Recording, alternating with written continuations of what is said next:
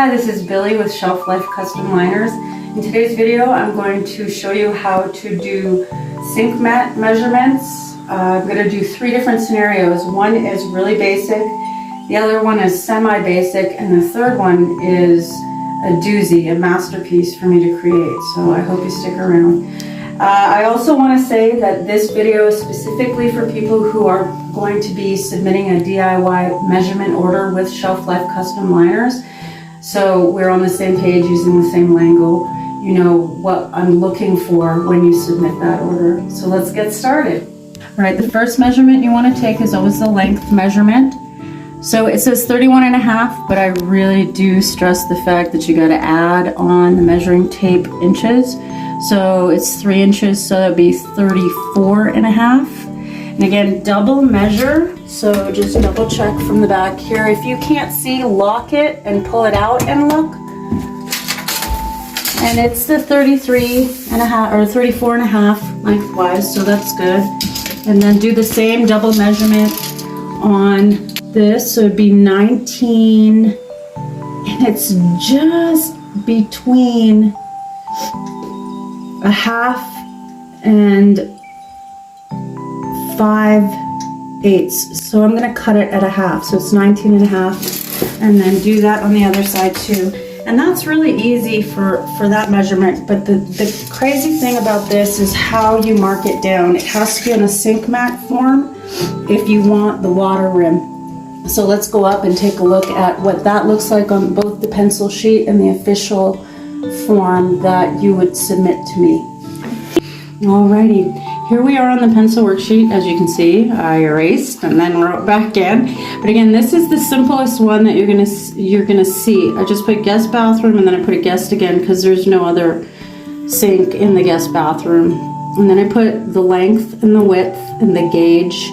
I indicated that I wanted a water rim, and there's no pipes down there, so you could just put NA, and that's the way that looks. And then this right here is how it will look on the official document. Guest room or guest bathroom, sink, mat, the inches, the fraction, the inches, the fraction, the gauge, and yes, you want a water rim. So that's one liner. That's as easy as it gets. And now I'm going to take you into the main kitchen and show you a more complicated one. So let's do that now. I almost forgot I have this mat cut, so I wanted to just place it in here and show you what it looks like. There you go. Okay, so this is the second sink. This is, like I said, the second most complicated. I'm gonna just walk through the measurements because I don't want to pull everything out. So you would do the length measurement first and indicate that, and then you would do the width measurement just like I'm looking for. Do it twice just to make sure. But this one has pipes in it. It has 3 separate pipes, and I made a decision that it would be too intricate for me to cut around all of these pipes, so I just decided to clump them all together and just slice around. So you have that option if it's too intricate. The other thing that I want to point out is these pipe guards is what I officially call them. These pipe guards cannot be a part of a water rim. So you got to make a hard decision on whether you want a water rim. If you don't want a water rim, we can go a lot closer under there. But if you do want the water rim, you have to account for that width on there. And it's possible for me to go around with the water rim on that.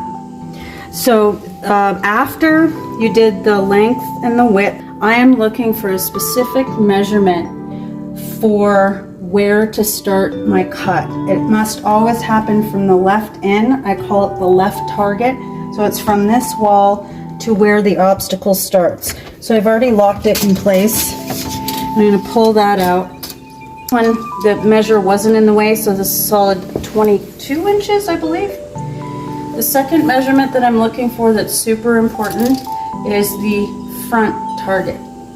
So that is just simply from the obstacle out to the front here. So I want that measurement up to the edge. Those are super important, the left target and the front target. So with that information, what we're going to want to do is we're going to want to get the X and the Y of the size of the hole, if that makes sense.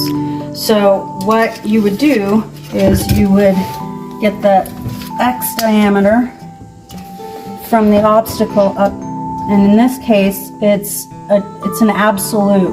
So we've got 9, 10, 11, 12, around 12 inches is the X measurement of the cutout itself. And then we need the Y measurement for the cutout itself, and that's about 7 something. And then with that information, I can make this from far away. But let's see that on the pencil sheet, and we'll see it on the official document.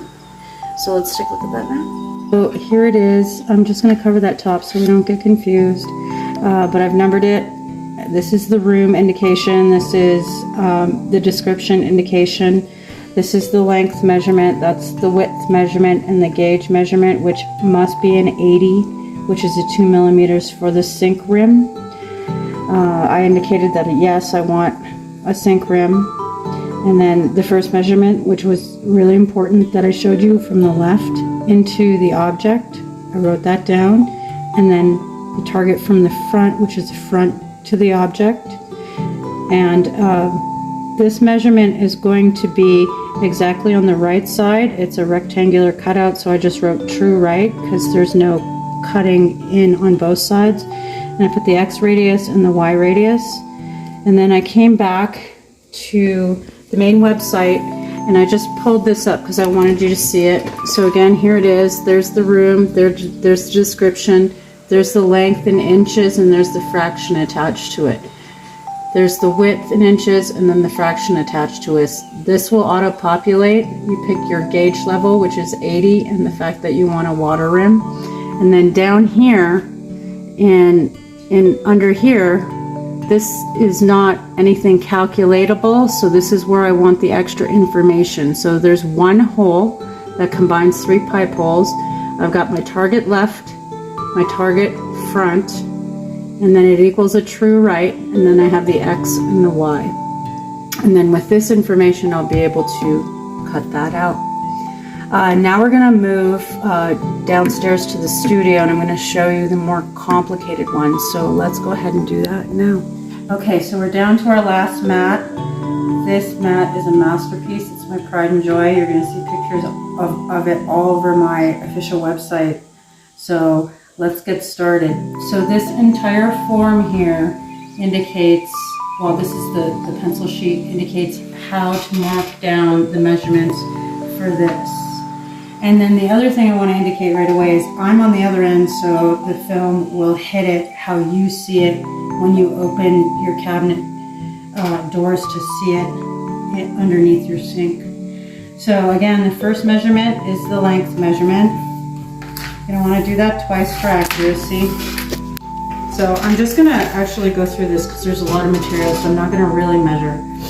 And then you're going to do the width.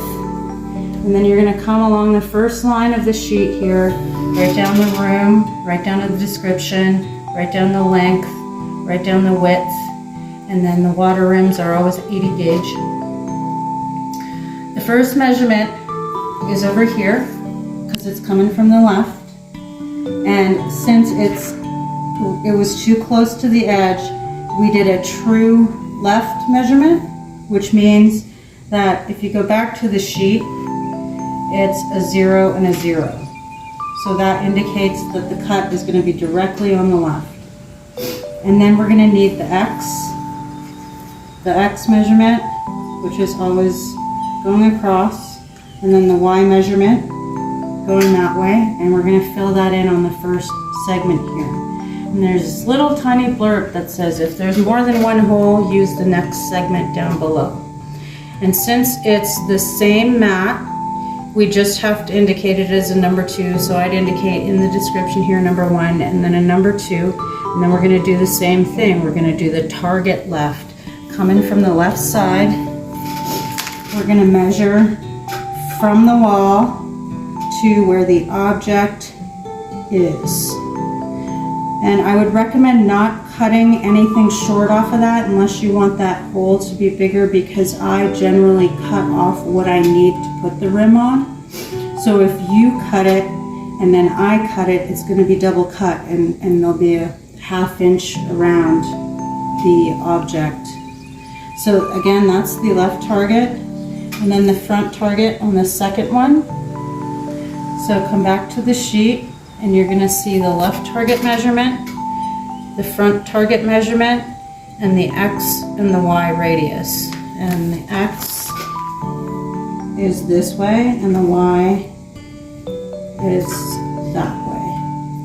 And then there's one more hole, so we're going to do the same thing from the left.